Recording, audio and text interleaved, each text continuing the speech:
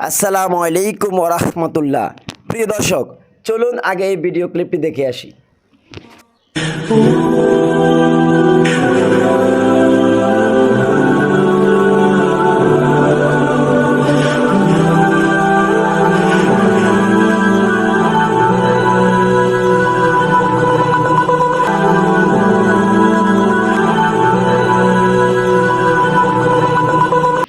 আলহামদুলিল্লাহ সুম্মা আলহামদুলিল্লাহ।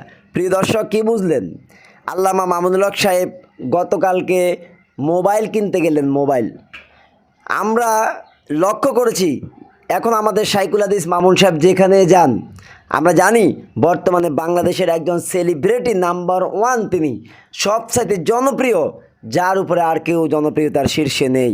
মামুন সাহেব এখন যেখানে পা দেন সেখানে মানুষের ঢল নেমে যায়। আপনারা লক্ষ্য করেছেন, দেখুন ভিডিও ক্লিপে, তিনি মোবাইল কিনতে গেলেন, অথচ তার পাশে যে পরিমাণ মানুষ ভিড় করেছে, এটা তো সামান্য অল্প সেকেন্ডের একটা ভিডিও আপনাদেরকে দেখালাম, কয়েক সেকেন্ডের।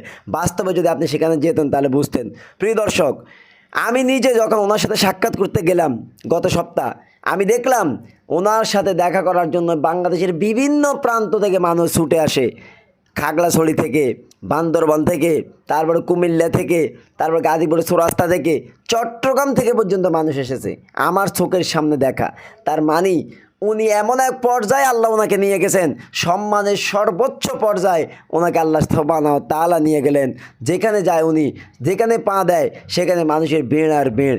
এই সম্মান আল্লাহ তাআলার। পরীক্ষা দিতে দিতে আল্লাহ সুবহানাহু ওয়া তাআলা তাকে এত বড় করেছেন, যাকে অসম্মান করতে গিয়ে মূলত বাতিলটাই অসম্মান হয়েছে, তার কিছু হয় নাই। আল্লাহ সুবহানাহু ওয়া তাআলা তাকে ঠিকই সম্মানের সর্বোচ্চ আসনে পৌঁছে দিয়েছেন। আমরা জানি আল্লামা সাঈদী রাহিমাহুল্লাহ, তিনি অনেক জনপ্রিয় ছিলেন। তার অনেক মাহফিলে তার মুখে শুনতাম যে তিনি যদি ঢাকা শহরে কোনো মাহফিল করতেন, চট্টগ্রাম থেকে, সিলেট থেকে, বিভিন্ন প্রান্ত থেকে, ফরিদপুর থেকে তার মাহফিল শোনার জন্য ঢাকাতে চলে আসতো। এখন আমাদের মামুন সাহেবের অবস্থা ঠিক তার মতো হয়েছে। এই সম্মান আল্লাহ সুবহানাহু ওয়া তাআলাই দিয়েছেন। প্রিয় দর্শক, শুধু মোবাইল কেনার এই দৃশ্য নয়, শুধু এখানেই মূলত জনপ্রিয়তা আছে আমি এটা আপনাদেরকে বোঝাচ্ছি না। মূলত তার জনপ্রিয়তা এখন সর্বোচ্চ স্থানে, এটা আল্লাহ তাকে সম্মান দিয়েছে।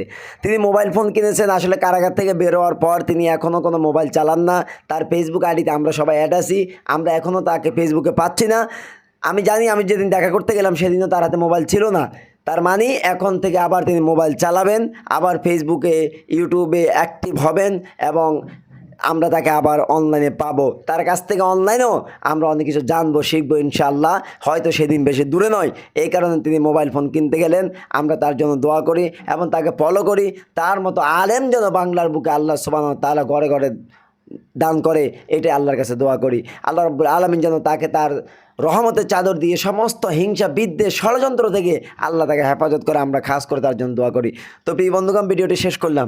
যদি ভিডিওটি আপনার ভালো লাগে থাকে একটা লাইক করবেন, আর একটা অনুরোধ, প্লিজ যারা চ্যানেলটি সাবস্ক্রাইব করেন না, প্রিয় ভাই আমার চ্যানেলটি সাবস্ক্রাইব করবেন।